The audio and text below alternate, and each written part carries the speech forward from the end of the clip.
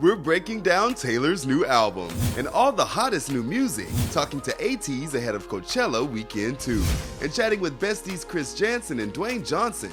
Plus, Bnxn Ruger stop by our studio. It's Friday, April 19th, and let's get started with our Friday Music Guide. Taylor unleashed the Tortured Poets department and at 2 a.m. announced it was a double anthology album. The first single of 31 songs is Fortnight featuring Post Malone.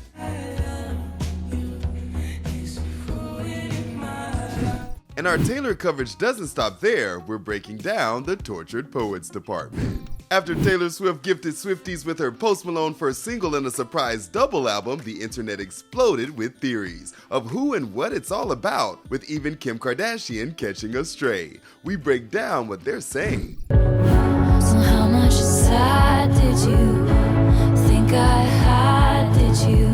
After her breakup with six-year boyfriend Joe Alwyn, Swifties thought they'd hear the pop star sing all about it on the album, as they think you do on songs like So Long London, and LOML, which could mean love of my life, but also Until I die, you're the loss of my life. Damn Girl. But is LOML about Joe? The real Damn Girl, most of the songs seem to be about her dating stint with Maddie Healy.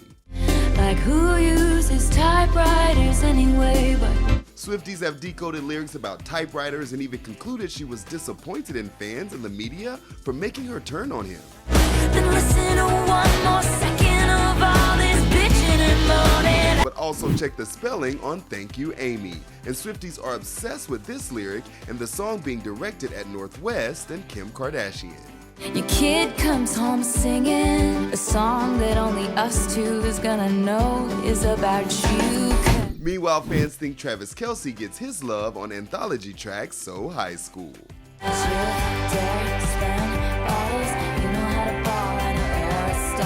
So much to unpack. We are shook. Let us know your favorite song or theory in the comments.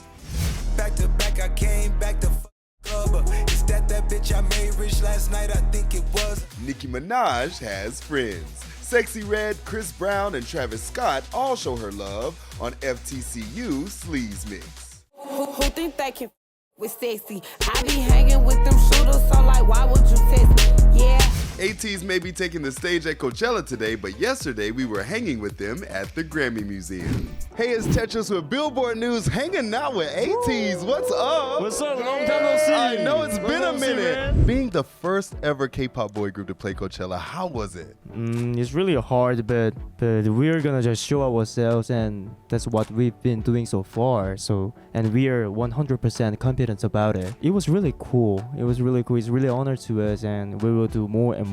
We just do our things continually. I hope many good artists and many good K-pop artists will go huge festival continually. And then I heard you over there talking about Ice Spice. Did you guys get to go see anybody else's set while you were there? Yeah, some of our members went to Ice Spice's set, but it was crazy.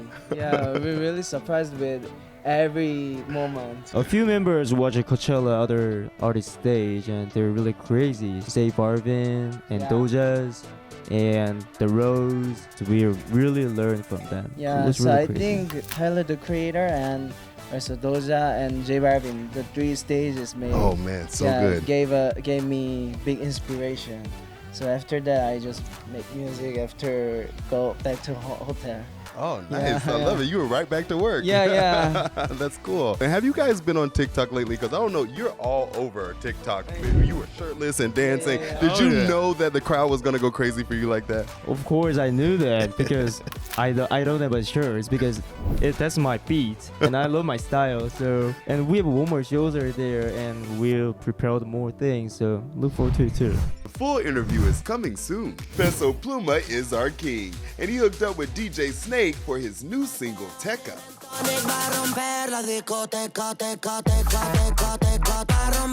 We love when music meets Hollywood, and that's what happened when Chris Janson recruited his bestie Dwayne Johnson for his new music video. Woman's life is crazy and is an empty bar. and the Peter stare of a lonely heart. Yeah. And so, That's a good one. Chris Janson and Dwayne Johnson's friendship goes back to a parking lot in 2022. it's been one of the most amazing friendships and one of the most unusual friendships that I think people would look at. They would go, how did this happen? And do you guys really start singing in the parking lot of a hotel restaurant? And I'm like, yeah. Did you really start singing Hank Jr. in the middle of LA? I said, yes. And now they've sealed that friendship with a music video. When I get a truck, I just jack it up. Well, Chris called me, left me a message actually, and said, "Hey, brother, Bluesman here." That's the nickname that I gave him. He left me a message and he said, "I have this new song coming out. What you see is what you get. We're shooting a video. Would you like to be in the video?" And I probably within the hour, I hit him back and I said, "Hey, don't threaten me with a good time. I'd love to be in the video." But I ain't trying to hide. What you see is what you get. What you see is what you get. And yes, Chris is saved in Dwayne's phone as Bluesman. We're at the Mesquite Rodeo Arena. Great location. We had an amazing vintage Ford. And I had to fly into Dallas because I had a wrestling show that night. Chris was nice enough to fly in. He had to fly out a couple of hours later with his family. He had a show to do that night too as well, in another state. And it was so unscripted. It was, hey, I got a truck, you bring your guitar, we got a cool location. You bring your Mountain Dew, I'll bring the tequila, and let's see what happens. What you see is what you get. Yeah, that's right. As I was telling him afterwards, I gave him a big hug and I said, "Dude, I just don't get moments like this where I could just hang out and be with a buddy and sing and have some drinks and have fun." Because, you know, you're so busy and you're going to the next thing and the next thing and getting pushed and pulled. And I had a show to go do that night, which was a great show. But I was like, man, just these 2 hours for me was everything. The girls are having a good time as Paris Hilton and Sia join on Fame Won't Love You.